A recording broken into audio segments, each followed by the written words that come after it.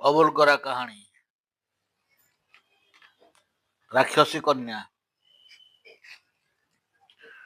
ପର୍ବତମାଳା ତଳେ ତଳେ ନିର୍ଜନ ଉପତ୍ୟକାର ପଥ ଧରି ଚାଲିଥିଲେ ସାନ୍ତେ ଓ ଅବୋଲଗରା। ବସନ୍ତ ଋତୁର ସୂର୍ଯ୍ୟାସ୍ତ କାଳ।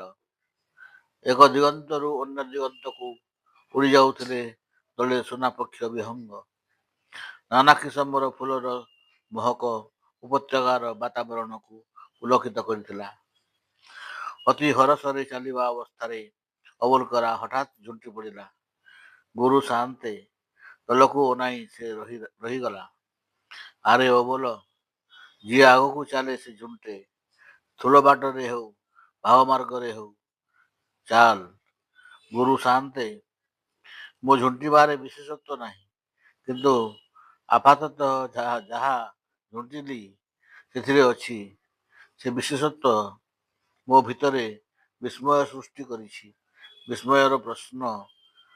ସାଆନ୍ତେ ଲକ୍ଷ୍ୟ କରି ଦେଖିଲେ ଅବୋଲଗରା ଯାହାକୁ ଝୁଣ୍ଟିଛି ତାହା କୌଣସି ସୌଧର ଭଗ୍ନାଂଶ। ଅବୋଲ, ହେଇ ସେପଟ ପାହାଡ଼ ଉପରକୁ ଅନାଇଲୁ। କ'ଣ ଦେଖୁଛୁ? ଗୁରୁ, ଇଏ କ'ଣ? ଇଏ ତ ନାନା ପ୍ରାଚୀନ ସୌଧ, ଅଟ୍ଟାଳିକା, ରାଶି ରାଶି ଗୃହ ସମ୍ବଳିତ ସହରଟିଏ, କିନ୍ତୁ ମନେ ହୁଏ ଜନଶୂନ୍ୟ, ପରିତ୍ୟକ୍ତ। ଠିକ୍ ପ୍ରେତପୁରୀ କହିଲେ ଅତ୍ୟୁକ୍ତି ହେବ ନାହିଁ। ସେ ସହରରୁ ଖସି ଆସି ତଳେ ପଡ଼ିଥିବା ପଥର ଖଣ୍ଡିଏ ତୋତେ ଖୁମ୍ପି ଦେବାରେ ବିସ୍ମୟ କ'ଣ? ଅବୋଲଗରା ହସିଲା। ଗୁରୁ ସାଆନ୍ତେ, ଆମ ଗନ୍ତବ୍ୟ ସ୍ଥାନ ଆଉ ଅଧିକ ଦୂର ନୁହେଁ ବୋଲି ଆପଣ କହୁଥିଲେ, ଏଣୁ ଏଠାରେ ଟିକିଏ ବସିଗଲେ କ୍ଷତି ନାହିଁ। କହନ୍ତୁ ଏ ବସତିର କାହାଣୀ, ବରଂ ଏ ବସତି ଶୂନ୍ୟ ହେବାର କାହାଣୀ। ସାଆନ୍ତଙ୍କୁ ମଧ୍ୟ କ୍ଳାନ୍ତ ଲାଗୁଥିଲା। ତା ଛଡ଼ା ଉପତ୍ୟକାର ସେ ମନୋରମ ନିର୍ଜନ ପରିବେଶରେ ସେ କେତୋଟି ମୁହୂର୍ତ୍ତ ବିତାଇବାକୁ ମନ କରୁଥିଲେ। ଅତଏବ ସେ ଖଣ୍ଡିଏ ପଥର ଉପରେ ବସି ପଡ଼ିଲେ। ତାଙ୍କୁ ସାମନା କରି ଆଗରେ ଚକା ମାରି ବସିଗଲା ଅବୋଲଗରା। ସାଆନ୍ତେ ଗପିଲେ। ବୁଦ୍ଧ ଜାତକରେ ବର୍ଣ୍ଣିତ ଏକ ଘଟଣା ତୋତେ ମାଲୁମ ଅଛି କି ନା ଜାଣେନା। ଏକଦା ଘଟଣାଚକ୍ରରେ ବାଧ୍ୟ ହୋଇ ଜଣେ ବ୍ରାହ୍ମଣ ଗୋଟିଏ ରାକ୍ଷସୀକୁ ବିବାହ ହୋଇଥିଲେ। ଲୋକାଳୟଠୁ ଦୂରବର୍ତ୍ତୀ ଏକ ଗୁମ୍ଫାରେ ଥାଏ ରାକ୍ଷସୀ ଓ ତା ମାନବ ସ୍ୱାମୀର ବସବାସ। ରାକ୍ଷସୀଠୁ ଜନ୍ମ ନେଲେ ବୋଧିସତ୍ତ୍ୱ। ବୋଧିସତ୍ତ୍ୱ ଯେତିକି ବଡ଼ ହେଲେ, ତାଙ୍କ ପିତାଙ୍କ ସହ ମାତାଙ୍କ ଚାଲିଚଳନ, ଆଚରଣ ଓ ସଂସ୍କୃତିର ଫରକ ସେତିକି ଅଧିକ ମାତ୍ରାରେ ଲକ୍ଷ୍ୟ କଲେ। ଦିନେ ରାକ୍ଷସୀ ମାତା ଗୁମ୍ଫାରେ ନଥିବା ବେଳେ ସେ ପିତାଙ୍କୁ ସେ ବିଷୟରେ ପ୍ରଶ୍ନ କରନ୍ତେ ପିତା ତାଙ୍କୁ ସବୁ କହି ନିଜ ସିଦ୍ଧାନ୍ତ ଜଣାଇଲେ। ପୁତ୍ର, ରାକ୍ଷସ ସଂସ୍କୃତି ସହ ତୋର ବା ମୋର ସାଂସ୍କୃତିକ ଚିରସହାବସ୍ଥାନ ସମ୍ଭବପର ନୁହେଁ କି ଉଚିତ ନୁହେଁ। ଅତଏବ ଆମେ ଜନପଦକୁ ଚାଲିଯିବା। ଏଠି ତୋର ଭବିଷ୍ୟତ ଅନ୍ଧକାର। ଦିନେ ରାକ୍ଷସୀ ଅପେକ୍ଷାକୃତ ଦୂରକୁ ଯାଇଥିବା ବେଳେ ପିତା ଓ ପୁତ୍ର ସେ ଆରଣ୍ୟକ ଗୁମ୍ଫା ଛାଡ଼ି ପଳାୟନ କଲେ।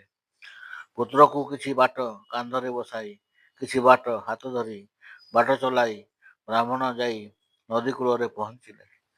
ଇତିମଧ୍ୟରେ ରାକ୍ଷସୀ ଫେରି ଆସି ସ୍ୱାମୀ ଓ ପୁତ୍ରଙ୍କୁ ନ ଦେଖି ପାଗଳିନୀ ପ୍ରାୟ ଏଣେ ତେଣେ ଦୌଡ଼ି ଯେତେବେଳେ ନଦୀ କୂଳରେ ପହଞ୍ଚିଲା, ସେତେବେଳକୁ ପିତା ଓ ପୁତ୍ର ନଦୀ ପାର ହୋଇ ସାରିଲେଣି। କ୍ଳାନ୍ତ ରାକ୍ଷସୀ ନଈ ବାଲି ଉପରେ ପଡ଼ିଗଲା। ଫେରିଆ ପୁଅ ବୋଲି ଥରେ ଦୁଇଥର ସେ ବ୍ୟାକୁଳ ଭାବରେ କହିଥିଲା, କିନ୍ତୁ ସେ ଡାକ ନଦୀ ବକ୍ଷର ଉତ୍ତାଳ ପବନ ଭେଦ କରି ପିତା ଓ ପୁତ୍ରଙ୍କ କାନରେ ପଡ଼ିଲା କି ନାହିଁ କହି ହେବ ନାହିଁ। ଦୁଃଖିନୀ ରାକ୍ଷସୀ ସେଇଠି ମରିଗଲା ବୋଲି କହି ଜାତକ ଓ ବୃତ୍ତାନ୍ତ ଉପରେ ଯବନିକା ଟାଣିଛି। କିନ୍ତୁ ପରବର୍ତ୍ତୀ କଥା ହେଲା ଏଇଆ। ରାକ୍ଷସୀ ସେତେବେଳେ ଅନ୍ତଃସତ୍ତ୍ୱା ଥିଲା ଏବଂ ଗୋଟିଏ କନ୍ୟା ସନ୍ତାନ ଜନ୍ମ ଦେଇ ମଲା। ରାକ୍ଷସ ଶିଶୁମାନେ ମଣିଷ ଶିଶୁଙ୍କ ଭଳି ଅସହାୟ ନୁହନ୍ତି। ସେମାନେ ଜନ୍ମ ମାତ୍ରେ ଗୋସାବକ ଭଳି ତେଜିଆନ ଭାବରେ ଡିଆଁ ଡେଇଁ କରନ୍ତି। ରାକ୍ଷସୀର ମୃତ୍ୟୁ ପରେ ପ୍ରବଳ ବର୍ଷା ଭିତରେ ରାକ୍ଷସ କନ୍ୟାଟି ଗୁରୁଣ୍ଡି ଗୁରୁଣ୍ଡି ଯାଇ ଜଣେ ଋଷିଙ୍କ କୁଡ଼ିଆରେ ଉପନୀତ ହେଲା।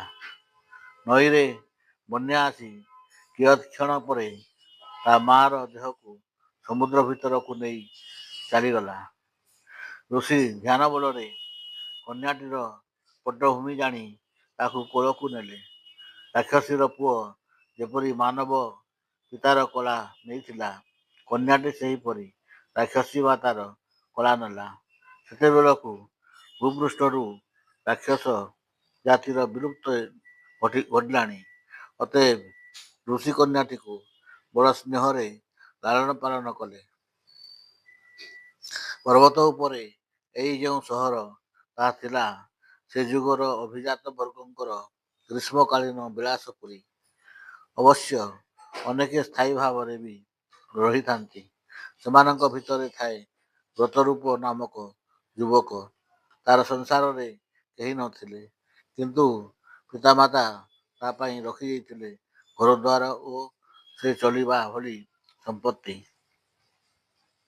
ବ୍ରତରୂପ ଯେପରି ଧୀରସ୍ଥିର, ସେହିପରି ଭାବୁକ। ସେ ବୁଲୁଥାଏ ବନ ପର୍ବତ ଭିତରେ ଥରେ ଥରେ ଆତ୍ମହରା ହୋଇ। ସେହିପରି ବୁଲୁଥିବା ସମୟରେ ଦୈବାତ୍ ଦିନେ ସେ ଋଷିଙ୍କ ସହ ତାର ସାକ୍ଷାତ ହୁଏ। ତାଙ୍କ ମାଧ୍ୟମରେ ପରିଚୟ ହୁଏ ରାକ୍ଷସୀ କନ୍ୟା ସହ। ଋଷି ସେତେବେଳକୁ ଅତ୍ୟନ୍ତ ବୃଦ୍ଧ। ବାପା ଋଷି ବ୍ରତରୂପକୁ କହିଲେ, ପୃଥ୍ୱୀର ଏହି ଶେଷ ରାକ୍ଷସୀଟିର ଯତ୍ନ ନେଉଥିବୁ। ଶେଷ ରାକ୍ଷସୀ? ହଁ।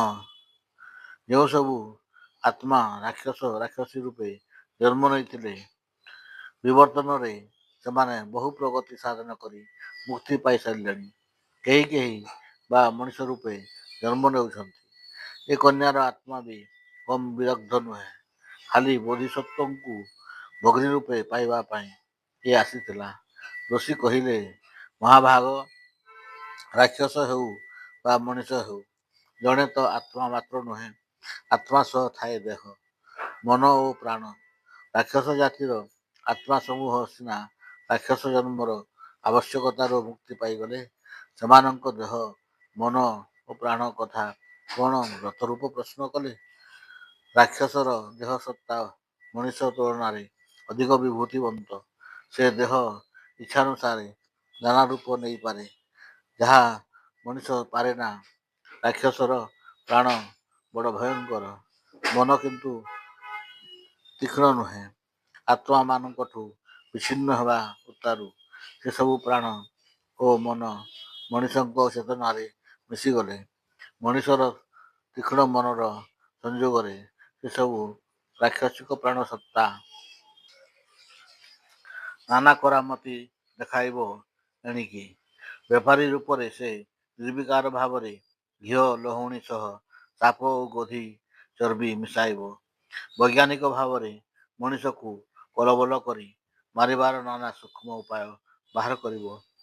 ରାଜନୀତିକ ଭାବରେ ରାଜ୍ୟ ଛାରଖାର ହୋଇଗଲେ ବି ସେ ରାବଣ ଭଳି ନିଜ ଅହଂରେ ଅଟଳ ରହିବ। ଅତଏବ ହେ ଯୁବକ, ରାକ୍ଷସ ଜାତିର ଭୂମିକା ମଣିଷ ଅଧିକ ସଫଳ ଭାବରେ ତୁଲାଇବା ଦୃଷ୍ଟିରୁ ସେ ଜାତିର ଅସ୍ତିତ୍ୱ ରହିବ ନାହିଁ। ବ୍ରତରୂପ ସହ ଏ କଥାବାର୍ତ୍ତାର ଅଳ୍ପଦିନ ପରେ ଋଷିଙ୍କର ନିର୍ବାଣ ପ୍ରାପ୍ତି ହେଲା। ରାକ୍ଷସୀ କନ୍ୟା ପ୍ରତି ସେତେବେଳେ ବ୍ରତରୂପର ପ୍ରଚୁର ସ୍ନେହ ଜାତ ହୋଇଥାଏ। ସେ ତାକୁ ଲୋକାଳୟକୁ ଆଣିବାକୁ ଆଗ୍ରହୀ ଥାଏ, କିନ୍ତୁ ସାହସ କରୁନଥାଏ। ସେ ଚିନ୍ତା କରି ଦେଖିଲା, ଯଦି କୌଣସି ବିବେକୀ ଯୁବକ କନ୍ୟାଟିର ପାଣି ଗ୍ରହଣ କରେ, ତେବେ କନ୍ୟାଟି ନିରାପଦ ରହିବା ସଙ୍ଗେ ସଙ୍ଗେ ରାକ୍ଷସ ରକ୍ତ ପୂରାପୂରି ଅବଲୁପ୍ତ ନ ହୋଇ ତା ସନ୍ତାନ ସନ୍ତତିଙ୍କ ଧମନୀରେ ବଳବତ୍ତର ରହିବ। ଗୋଟିଏ ବିପନ୍ନ ଜାତିର ଧାରା କିଛି କାଳ ବଜାୟ ରଖି ପାରିବା ଉତ୍ତମ ନିଶ୍ଚୟ। ବ୍ରତରୂପ ପ୍ରଥମେ ସହରର ଜଣେ ବିପ୍ଳବବାଦୀ ପ୍ରଗତିଶୀଳ ଯୁବନେତାଙ୍କୁ ରାକ୍ଷସ କନ୍ୟା ସହ ବିବାହ ପ୍ରସ୍ତାବ ଦିଅନ୍ତେ। ପ୍ରଗତିଶୀଳଙ୍କ ମୁଖମଣ୍ଡଳ ଗୋଳିଆ ପାଣିରେ ତାର ପ୍ରତିବିମ୍ବ ଭଳି ମ୍ଳାନ ଦେଖାଗଲା। ବ୍ରତରୂପ ଅନୁକମ୍ପାବଶତଃ ସେ ପ୍ରସ୍ତାବର ପୁନରାବୃତ୍ତି କଲେ ନାହିଁ। ଦ୍ୱିତୀୟରେ ଗ୍ରୀଷ୍ମକାଳ ବିତାଇବା ନିମନ୍ତେ ସେ ପାର୍ବତ୍ୟ ସହରକୁ ଆସିଥିବା ଜଣେ ସୁଜନ ସମ୍ଭ୍ରାନ୍ତ ଯୁବକକୁ ବ୍ରତରୂପ ସେ ପ୍ରସ୍ତାବ ଦିଅନ୍ତେ। କଣ୍ଠସ୍ୱର ମଧୁର କରି ସେ ଯୁବକ ପ୍ରଶ୍ନ କଲେ, କେତେକ ଯୌତୁକ ମିଳିବ? ବ୍ରତରୂପ ଯେତେବେଳେ କହିଲେ କି ସେ ପ୍ରଶ୍ନର ସଠିକ ଉତ୍ତର ଦେବାକୁ ସେ ଅକ୍ଷମ, ସେତେବେଳେ ସମ୍ଭ୍ରାନ୍ତ ଯୁବକ ଅନ୍ୟମନସ୍କ ହୋଇଗଲେ। ତୃତୀୟରେ ବ୍ରତରୂପ ଜଣେ ସୁଦର୍ଶନ କଳାକାରଙ୍କୁ ବିବାହ ପ୍ରସ୍ତାବ ଦିଅନ୍ତେ। ସେ କହିଲେ ଯେ ଜଣେ ନର୍ତ୍ତକୀ ବିବାହ କରିବା ତାଙ୍କର ବାସନା।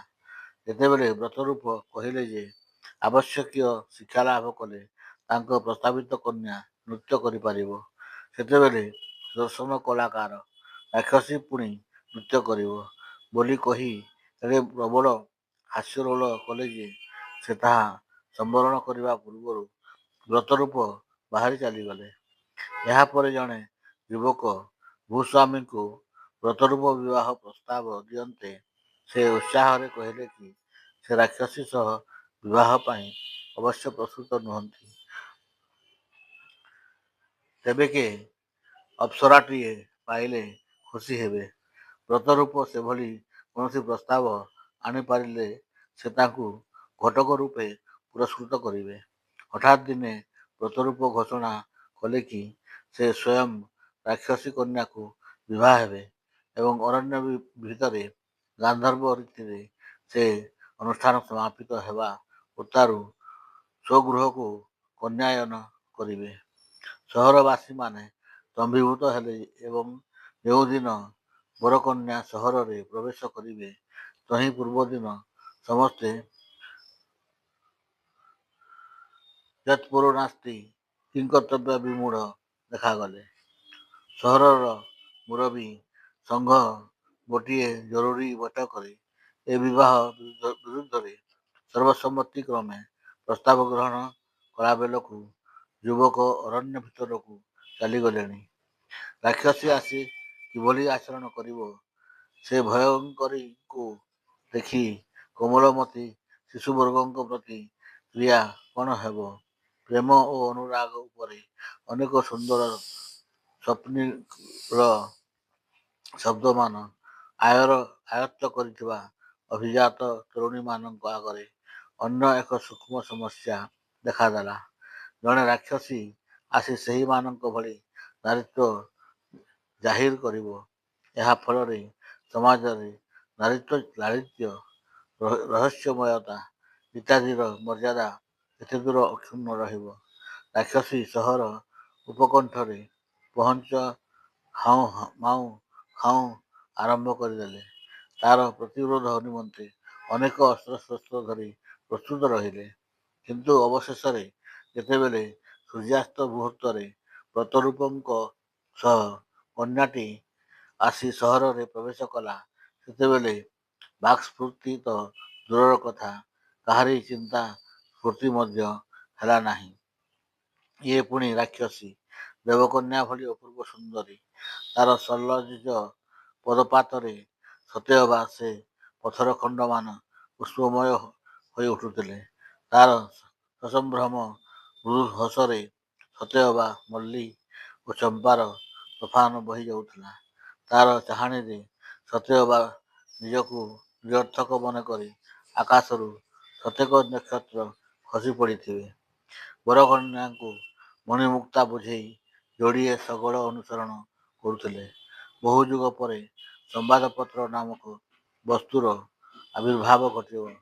ସେତେବେଳେ ସମ୍ବାଦପତ୍ର ନଥିଲା, କିନ୍ତୁ ସାମ୍ବାଦିକ ଥିଲେ। ଯେତେବେଳେ ଅନ୍ୟମାନେ ଅଚଳ ଅବାକ, ସେତେବେଳେ ଜଣେ ସାମ୍ବାଦିକ କେଇ ପାଦ ଆଗକୁ ଯାଇ ବ୍ରତରୂପଙ୍କୁ ପଚାରିଲେ, ଇଏ କ'ଣ? ଆପଣ ପରା ରାକ୍ଷସୀ କନ୍ୟା ବିଭା ହେଉଥିଲେ? ମର୍ତ୍ତ୍ୟର ସମସ୍ତ ରାଜକନ୍ୟାଙ୍କ ସୌନ୍ଦର୍ଯ୍ୟ ଏକତ୍ର କଲେ ବି ତ ଏହାଙ୍କ ସୌନ୍ଦର୍ଯ୍ୟ ତରାଜୁରେ ଭାରି ହେବ। ବ୍ରତରୂପ ହସି ଦେଇ କହିଲେ, ଆପଣମାନେ ଏତେ ପୋଥି ପୁରାଣ ପଢ଼ିଛନ୍ତି। ରାକ୍ଷସ ରାକ୍ଷସୀମାନେ ଯିଏ ମାୟାବୀ ତଥା ଇଚ୍ଛାରୂପ ଏତକ ମନେ ନାହିଁ। ଯେଉଁ ସମ୍ଭ୍ରାନ୍ତ ଯୁବକ ଜଣକ ଯୌତୁକ ପ୍ରଶ୍ନ ଉତ୍ଥାପନ କରିଥିଲେ, ଏଥର ସେ ସାହସ କରି ଆଗକୁ ଯାଇ ପଚାରିଲେ, ଆପଣ ପରା ଯୌତୁକ ବିଷୟରେ ସଠିକ କହିପାରି ନଥିଲେ? ଇଏ ତ ସ୍ୱୟଂ ଯକ୍ଷ ରାଜଙ୍କ ସମ୍ପଦଠୁ ବଳି। ସଠିକ କହିପାରୁ ନଥିଲି, ମିଳିବ ନାହିଁ ବୋଲି ତ କହି ନଥିଲି। ରାକ୍ଷସମାନେ ସଞ୍ଚୟ କରି ରଖିଥିବା ବହୁ ସମ୍ପଦର ଠିକଣା ମୋ ସ୍ତ୍ରୀଙ୍କୁ ମାଲୁମ ହୋଇଯାଇଛି ବୋଲି ବଳେ ବଳେ ବ୍ରତରୂପ କହିଲେ। ଏହାପରେ ବରକନ୍ୟା ଯାଇ ବ୍ରତରୂପଙ୍କ ଘରେ ପହଞ୍ଚିଲେ ଓ ଧନରତ୍ନତକ ଘର ଭିତରକୁ ନେଇ ସାରି କବାଟ ବନ୍ଦ କରିଦେଲେ। ଏହାର ପ୍ରାୟ 1 ଘଣ୍ଟା ପରେ ସମାଜର ପ୍ରତ୍ୟେକ ମାନ୍ୟଗଣ୍ୟ ସଭ୍ୟ ନିଜ ନିଜର ବାକ୍ଶକ୍ତି ଫେରି ପାଇଥିଲେ ଏବଂ 2 ଘଣ୍ଟା ପରେ ସମସ୍ତେ ଏକ ସମୟରେ କଥା କହିବାକୁ ଉତ୍ସୁକ ଥିଲେ। ସେମାନେ ହୋଇଥିଲେ ଭୀଷଣ ଉତ୍ତେଜନାର ବଶବର୍ତ୍ତୀ। ସମସ୍ତେ, ବିଶେଷତଃ ଯୁବକମାନେ ଭାବୁଥିଲେ ସେମାନେ ପ୍ରତାରିତ ହୋଇଛନ୍ତି। କିଏ ପ୍ରତାରିତ କଲା, କାହିଁକି କଲା, ଏସବୁ ପ୍ରଶ୍ନ କେହି ଉତ୍ଥାପିତ କରୁନଥିଲେ। ଉତ୍ତର ପାଇଁ ଅପେକ୍ଷା କରିବା ତ ଦୂରର କଥା, ଆପଣା ଛାଏଁ କେହି କାହାକୁ ନ ଡାକିବା ସତ୍ତ୍ୱେ ଉତ୍ତ୍ୟକ୍ତ ଜନତାରେ ପରିଣତ ହୋଇ ସେମାନେ ଯାଇ ବ୍ରତରୂପଙ୍କ ଘର ଘେରାଉ କଲେ ଓ ନାନା ପ୍ରକାର ଧ୍ୱନି ଦେବାକୁ ଲାଗିଲେ। ସେ ସବୁ ଧ୍ୱନିରେ କୌଣସି ଅର୍ଥ ନ ଥିଲା, ଥିଲା ଭୟାବହ ଅନର୍ଥ। ଭୀଷଣ ଚିତ୍କାର କରି ସେମାନେ ବ୍ରତରୂପଙ୍କ ଦ୍ୱାରଦେଶରେ ଧକ୍କା ମାରିବାକୁ ଲାଗିଲେ। ନିଶାର୍ଦ୍ଧରେ ବ୍ରତରୂପ କବାଟ ଖୋଲି ବାହାରକୁ ଆସିବାରୁ ସମସ୍ତେ ଚୁପ୍ ହୋଇଗଲେ। ଆପଣମାନଙ୍କର କିଭଳି ସେବା ମୁଁ କରିପାରେ? ସେ ପ୍ରଶ୍ନ କଲେ। କେହି ସେ ପ୍ରଶ୍ନର ଉତ୍ତର ଦେବାକୁ ପ୍ରସ୍ତୁତ ନଥିଲେ।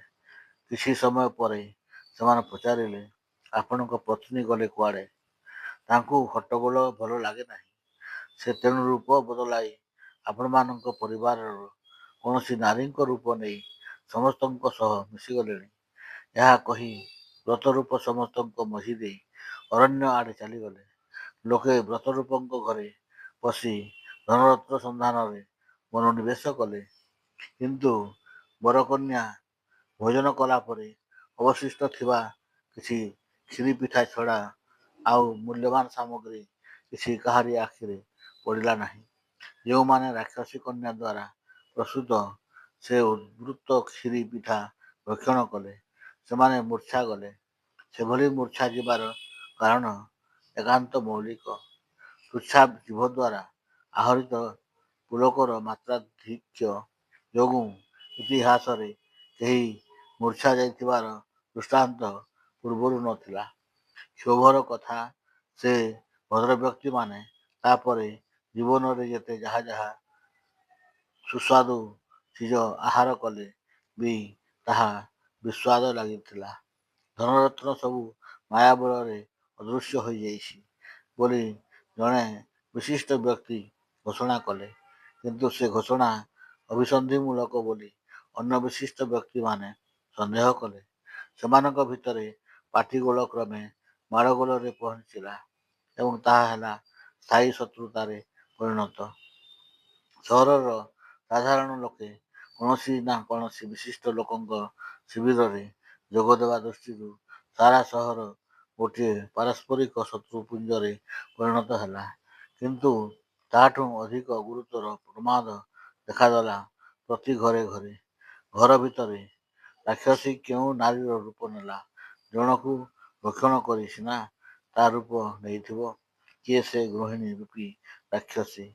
ଭୀଷଣ ସନ୍ଦେହର ବିଷରେ ପ୍ରତି ଗୃହର ବାତାବରଣ ତିକ୍ତ ହେଲା। ସହରର ସ୍ତ୍ରୀ ତୁଟିଗଲା। ନୂଆ କେହି ସେଠାକୁ ଆସିଲେ ନାହିଁ। ଶତ୍ରୁତା ଓ ସନ୍ଦେହର ସେ ରାଜ୍ୟରୁ ଯିଏ ପାରିଲା ସିଏ ଦୂରେଇ ରହିଲା। ଅନ୍ୟମାନେ ପରସ୍ପର ସହ କନ୍ଦଳ ଓ ପରସ୍ପର ପ୍ରତି କ୍ରୋଧରେ କ୍ରମେ ଶେଷ ହୋଇଗଲେ। ହାୟ! ଅବଲକରା ଦୁଃଖ ପ୍ରକାଶ କଲା। ତେଣେ ରାକ୍ଷସୀ କନ୍ୟା ବ୍ରତରୂପ ନିବିଡ଼ ଅରଣ୍ୟ ଭିତରେ ତପସ୍ୟା କରି ରହିଲେ ଶେଷ ଯାଏ। ଆହା, ଅବୁର୍ଗରା ଅରଣ୍ୟ ଓ ମହାଶୂନ୍ୟର ଅନ୍ତର୍ବର୍ତ୍ତୀ ଅଞ୍ଚଳକୁ ଚାହିଁ ନମସ୍କାର କଲା।